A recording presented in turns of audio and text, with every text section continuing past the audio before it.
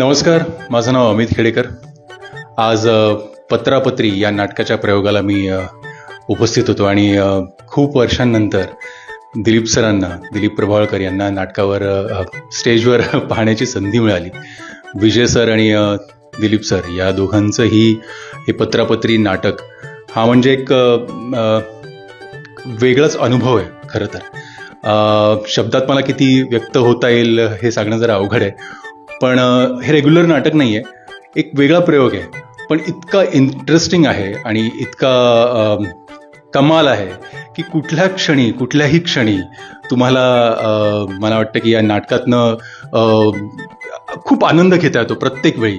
आणि मला असं वाटतं की या प्रत्येकानं हे नाटक बघावं. आणि आज ठाण्यातला हा दुसरा प्रयोग होता. पहिला प्रयोग कॅन्सल झाला होता, राजकीय काही कार्यक्रम होते त्या नाट्यगृहामध्ये म्हणून, पण तरीही देखील नाटकावर लोक इतकं प्रेम करतायत. आज दुसरा प्रयोग होता एका आठवड्यानंतर आणि तरीही देखील शो जवळजवळ हाऊसफुल होता, बाहेर इतका पाऊस असूनही.